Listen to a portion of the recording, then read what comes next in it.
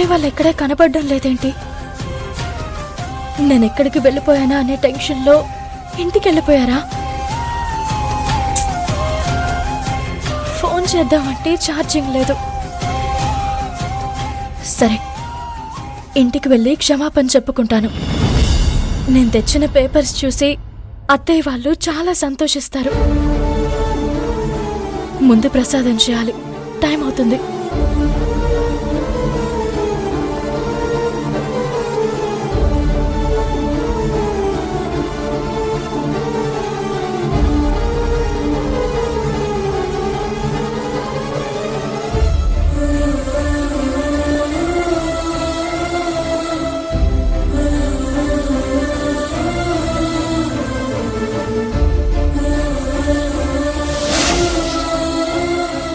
అమ్మా, ఈ 3 రోజులు పూజ సక్రమంగా చేశాను. భిక్ష తెచ్చిన దాంతో ప్రసాదం చేసి మీకు సమర్పించబోతున్నాను. నా భర్తను ప్రాణగండం నుంచి రక్షించు తల్లి. అలాగే నాకు ప్రూఫ్లు అందించడానికి ప్రాణాలు పణంగా పెట్టిన విశాల్ని రక్షించు తల్లి. నా కుటుంబాన్ని కాపాడు.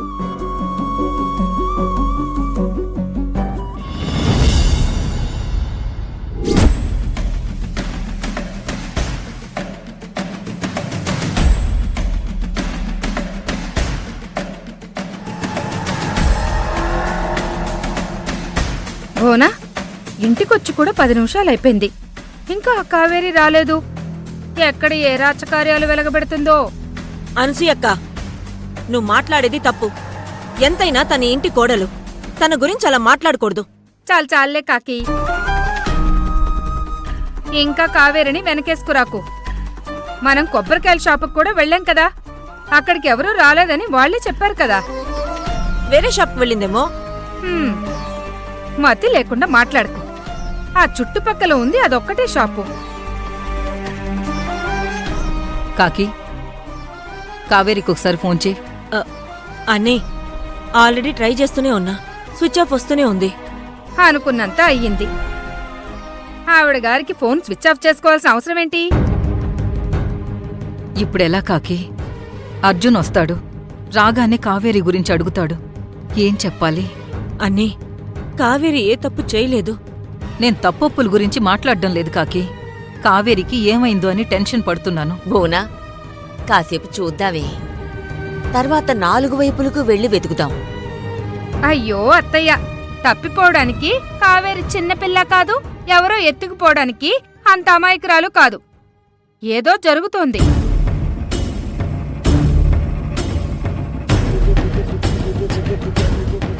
యథార్థవాది లోకవిరోధి అని నేను అన్ని నిజాలే మాట్లాడతాను.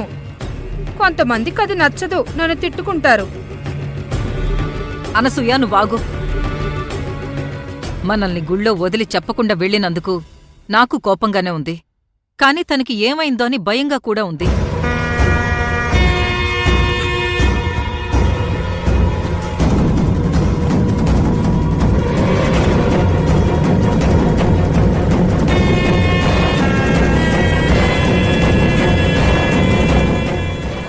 అర్జున్ బాబు, గుడికెళ్ళిన తర్వాత కావేరి కొబ్బరికాయ కోసం వెళ్ళింది.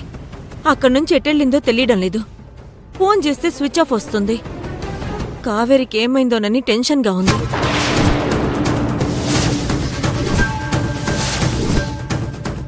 అవునరా అర్జున్, కావేరి ఎక్కడికెళ్ళిందో అర్థం కావడం లేదు.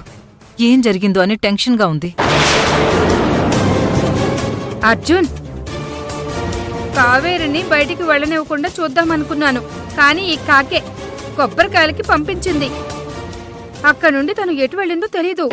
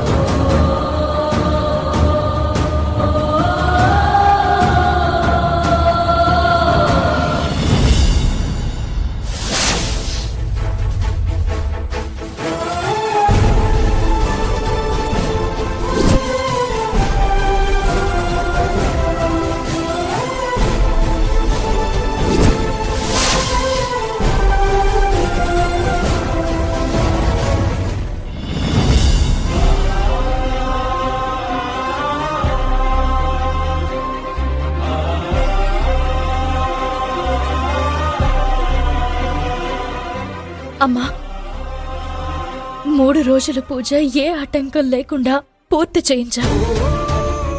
ఇప్పుడు ఈ ప్రసాదం తీసుకెళ్లి నా భర్తకి ఇస్తాను. ఆయనకున్న ప్రాణగండం పోగొట్టు తల్లి. ఆయన నిండు 100 ఏళ్ళు బ్రతకాలి. ఛ, ఎందుకు బతకాలి? నా లైఫ్కి అర్థం లేకుండా చేసేశావు. నువ్వే సర్వస్వాన్ని నమ్మాను. నేను నమ్మిన దేవతే దెయ్యంలా మారిపోయింది. ఇంకెవరి కోసం బతకాలి? తల్లి, మా అత్తగారు నన్ను కన్న తల్లిలా ఆదరిస్తుంది. కానీ కొన్ని సంఘటనలు మా ఇద్దరి మధ్య దూరం పెరిగేలా చేశాయి. అవన్నీ పోగొట్టి మేమందరం ఇదివరకట్లా కలిసి ఉండేలా దీవించు తల్లి.